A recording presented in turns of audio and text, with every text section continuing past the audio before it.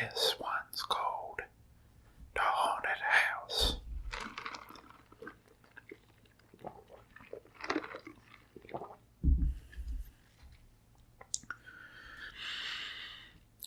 One time a preacher went to see if he could put a haunt to rest at a house in his settlement. The house had been haunted for about 10 years. Several people had tried to stay there all night, but they always would get scared out by the haunt. So this preacher took his Bible and went to the house, went on in, built himself a good fire, and lit a lamp. Sat there reading the Bible. Then just before midnight, he heard something start up in the cellar. Walking back and forth, back and forth.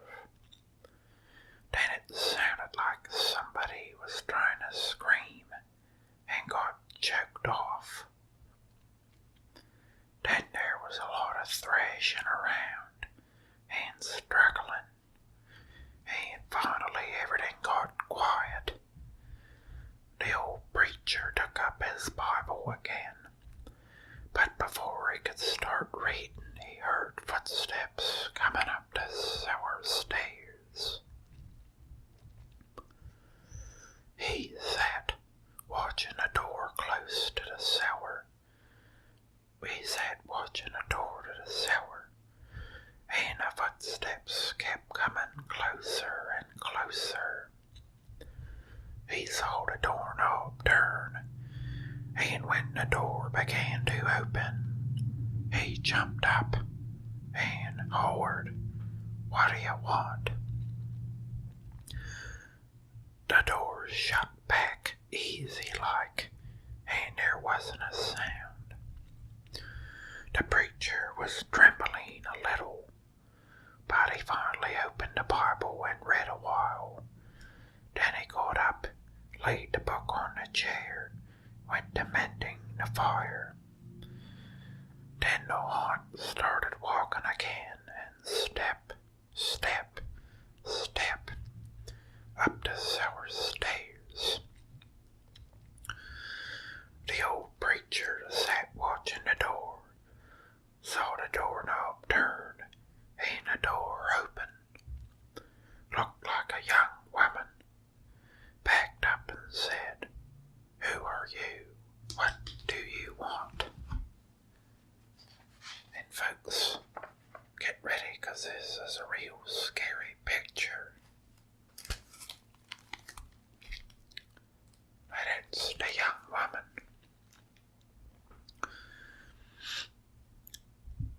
You know, it kind of looks like my first girlfriend, if I'd had to be honest about it. The haunt sort of swayed like she didn't know what to do. Then she just faded out. The old preacher waited, and when he didn't hear any more noises, he went over and shut the door. He was sweating and trembling all over, but he was a brave man. He thought he'd be able to see it through, so he turned his chair to where he could watch. He sat down and waited. Weren't long before he heard the haunt start up again. Step, step, step, step. Closer and closer. Step, step. It was right at the door. The preacher stood up and held his Bible out before him. Then the knob slowly turned and the door opened wide. This time the preacher spoke quiet-like. He said, "In the name of the Father, the Son, and the Holy Ghost, who are you and what do you want?" The haunt came right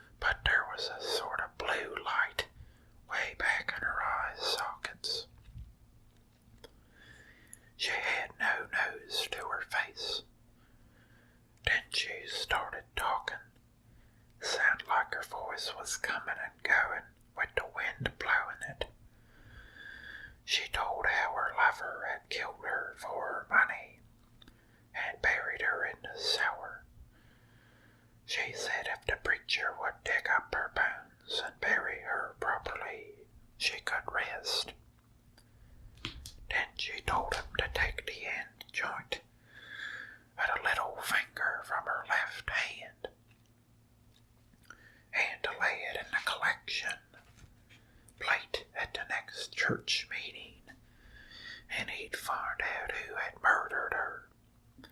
And she said, "If you come back here once more after that, you'll hear my voice at midnight, and I'll tell you where my money is hid. You can give it to the church." The aunt sobbed like she was tired, and she sunk down toward the floor and was gone. The preacher found her bones and buried them in the graveyard. The next Sunday, the preacher put the finger bone in the collection plate. When a certain man happened to touch it, it stuck to his hand. The man jumped up and rubbed and scraped and tore at the bone, trying to get it off. Then he went to screaming like he was going crazy. Well, he confessed to the murder and they took him on to jail. After the man was hung, the preacher went back to the house one midnight, and the aunt's voice told him to dig under the hearth rock. He did, and he found a big sack of money, and where that aunt had held onto his coat, the print of those bony fingers was burned right into the cloth. It never did come out. Well, that was a pretty scary one, folks, but it had a pretty good ending, I suppose.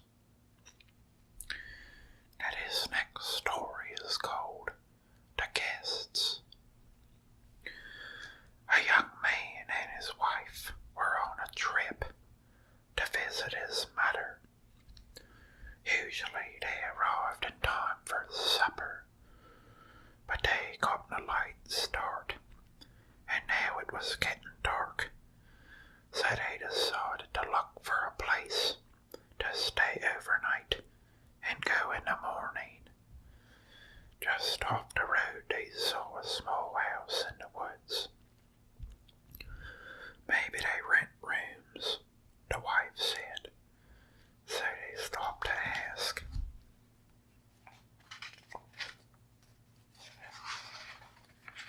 The pages folded together at the corner. An elderly man and woman came to the door. They didn't rent rooms, they said, but they'd be glad to have them stay overnight as their guests. They had plenty of room, and they would enjoy the company. The old woman made coffee and brought out some cake, and the four of them talked for a while. Then the young couple were taken to their room. They again explained that they wanted to pay for this, but the old man said he would not accept any money. The young couple got up early the next morning before their host had awakened.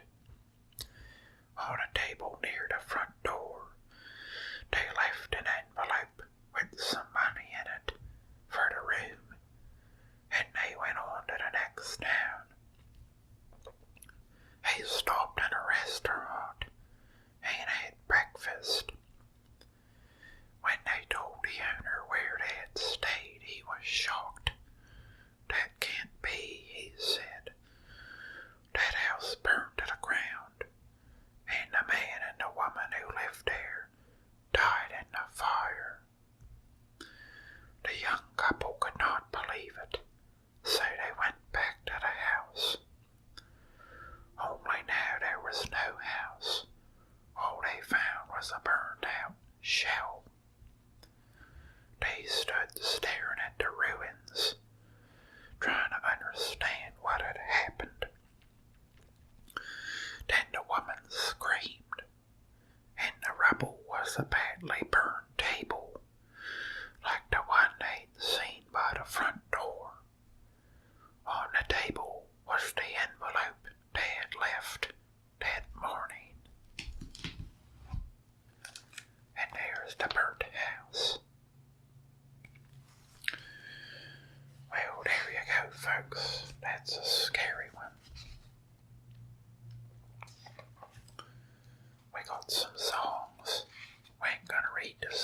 sounds.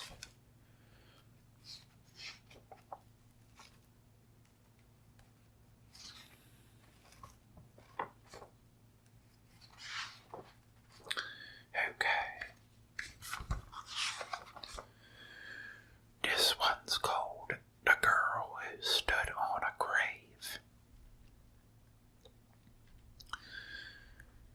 Some boys and girls were at a party one night. There was a graveyard down the street. They were talking about how scary it was. Don't ever stand on a grave after dark. One of the boys said, the person inside will grab you. He'll pull you under. That's not true, one of the girls said. Just a superstition. I'll give you $1 if you stand on a grave, said the boy. A grave don't scare me, said the girl. I'll do it right now. The boy handed her his knife. Stick this knife in one of the graves, he said. Then we'll know you were there. The graveyard was filled with shadows and was as quiet as death. There's nothing to be scared of, the girl told herself, but she was scared anyway. She picked out a grave and stood on it. Then quickly she bent over, plunged a knife into the soil, and she started to leave. But she couldn't get away. Something was holding her back. She tried a second time to leave, but she couldn't move.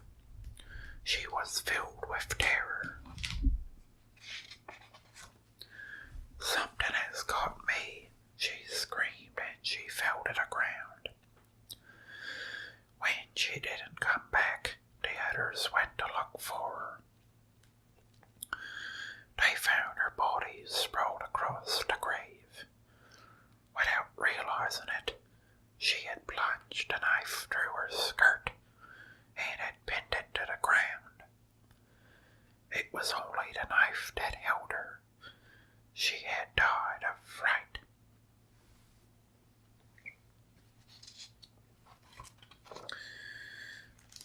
This next one's called A New Horse. Two farm hands shared a room. One slept at the back of the room, the other slept near the door. After a while, the one who slept near the door began to feel very tired. Early in the day, his friend asked what was wrong. An awful thing happens every night, he said. A witch turns me into a horse and rides me all over the countryside. I'll sleep in your bed tonight, his friend said. We'll see what happens to me. About midnight, an old woman who lived nearby came into the room. She mumbled some strange words over the farm hand, and he found he couldn't move. Then she slipped a bridle on him, and he turned into a horse.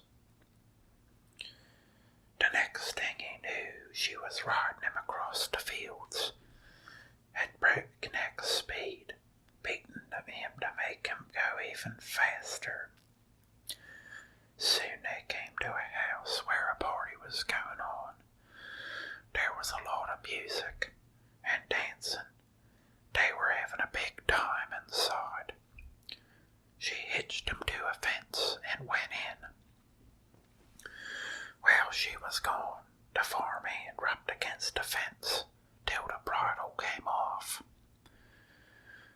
Then he turned back to a human being.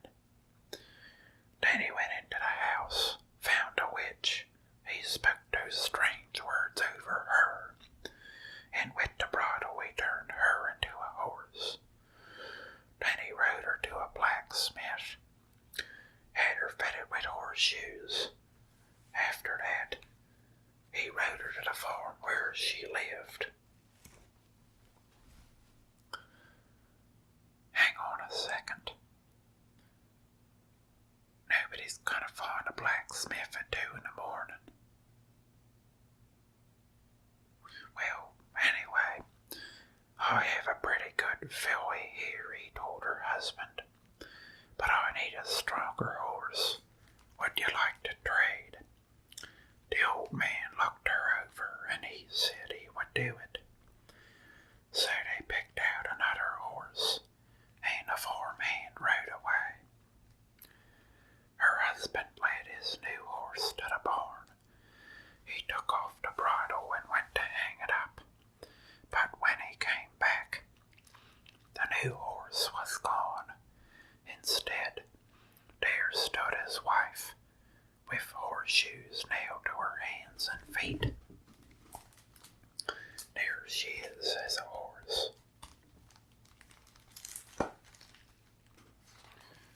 Okay, folks.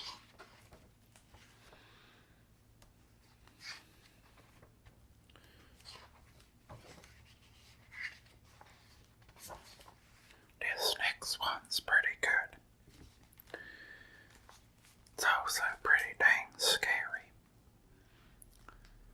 You know, it may be the last one I read for this video.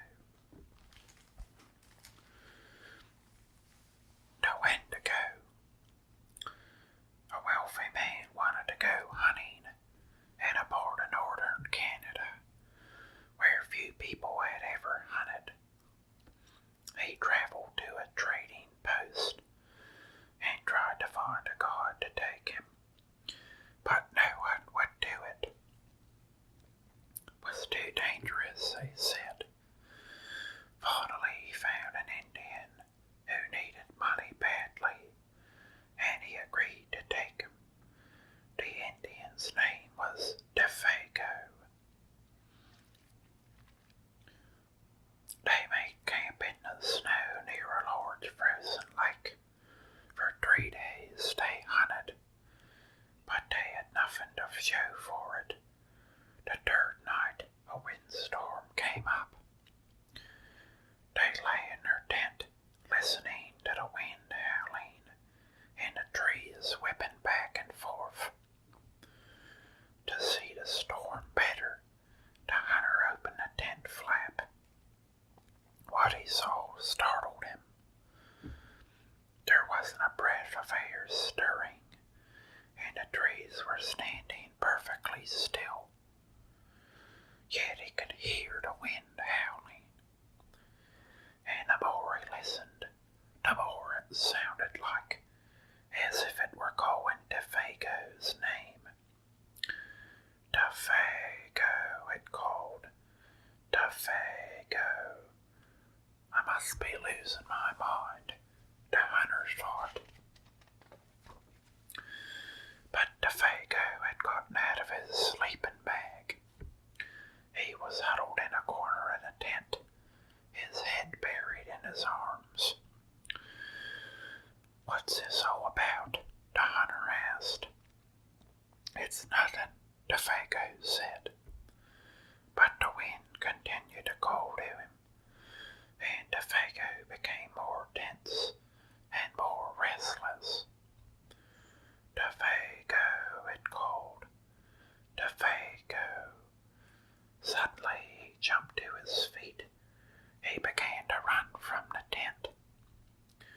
But the hunter grabbed him and wrestled him to the ground. You can't leave me out here, the hunter shouted. Then the wind called again, and Defago broke loose and ran into the darkness. The hunter could hear him screaming as he went. Again and again he cried, "Oh, my fiery feet, my burning feet of fire." Then his voice faded away, and the wind died down. At daybreak,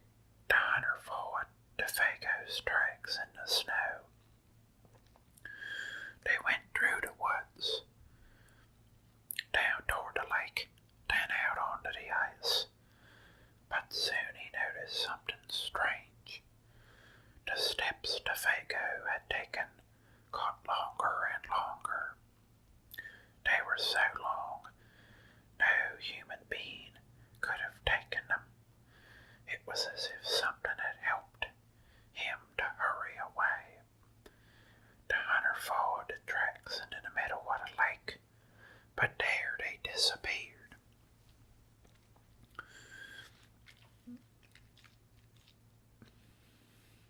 At first he thought that the Fago had fallen through the ice, but there wasn't any hole. Then he thought that something had pulled him off the ice into the sky, but that made no sense. As he stood wondering what happened, there's the footprints of the Fago. The wind picked up again. Soon it was howling as it had the night before. Then he heard the Fago's voice. It was coming from up above, and again he heard the Fago's screaming. My fiery feet, my burning feet, but there was nothing to be seen. Now the hunter wanted to leave that place as fast as he could. He went back to camp and packed. Then he left some food for the Fago and he started out. Weeks later he reached civilization. The following year he went back to hunt in that area. Again, he went to the same trading post to look for a god. The people there could not explain what had happened to the Fago that night, but they had not seen him since then.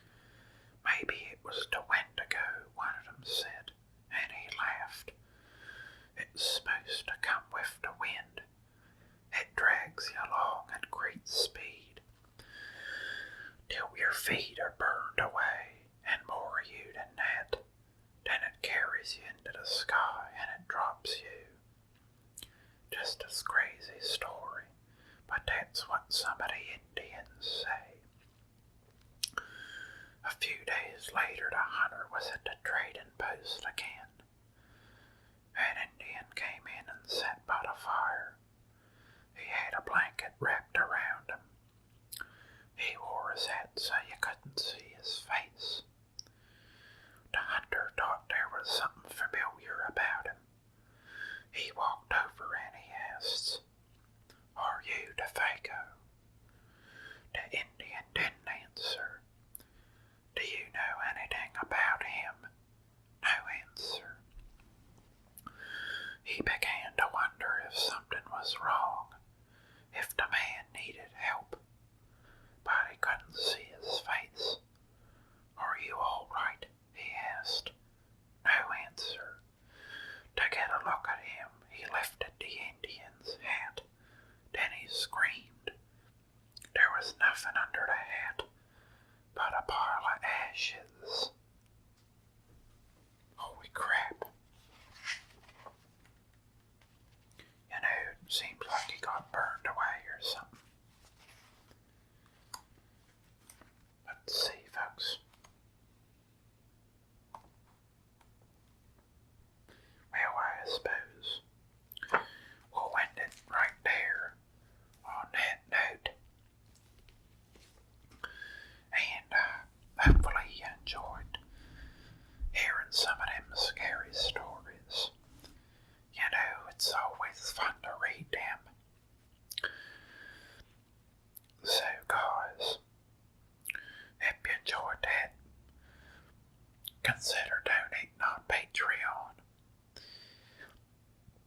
You know, that goes towards to helping the videos out. If not, though, thanks anyway for watching. And we'll see you for the next video. It's gonna be Dalton out. And we'll see you next time.